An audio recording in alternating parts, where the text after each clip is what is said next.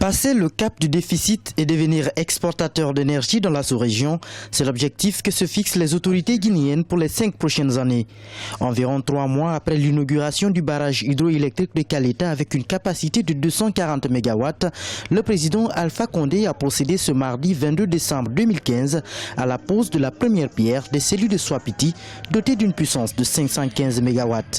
Situé sur le fleuve Konkouré, 6 km en amont de Kaleta, Swapiti vise à combler le déficit énergétique et permettre à la Guinée de vendre une partie de sa production à d'autres pays comme le Sénégal, la Gambie, la Côte d'Ivoire ou encore la Mauritanie. Il est important que l'Afrique cesse d'être pourvoyeur de matières premières, mais que l'Afrique puisse transformer ces matières premières tant agricoles que minières sur place, car non seulement cela va donner du travail à notre jeunesse, mais cela va permettre à notre économie de se développer.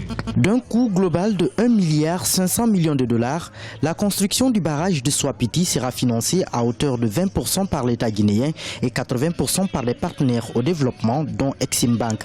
L'ouvrage comporte une retenue d'eau de 320 km² avec un volume de 5,6 milliards de mètres cubes, le tout sur une chute maximale de 100 mètres. La vision qui sous-tend sa construction est celle de permettre au pays d'assurer son indépendance énergétique et promouvoir le développement industriel. Ce chantier place la Guinée dans l'axe de son objectif de pays émergent parce que ce chantier ouvre un nouveau levier de croissance économique pour ce pays. Nous serons dans les 5 années à venir pays exportateur d'énergie. Ça va avoir un impact sérieux sur, d'une part, le produit des ventes, mais également propulser le développement industriel au niveau de la Guinée. L'aménagement hydroélectrique de Swapiti est situé à 180 km de la capitale Conakry et sera composé de 5 turbines.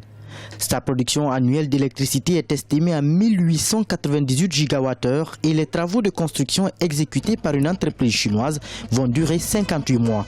À terme, ce projet constituera l'une des grandes révolutions opérées dans le secteur énergétique en Guinée depuis l'arrivée au pouvoir du président Alpha Condé en 2010.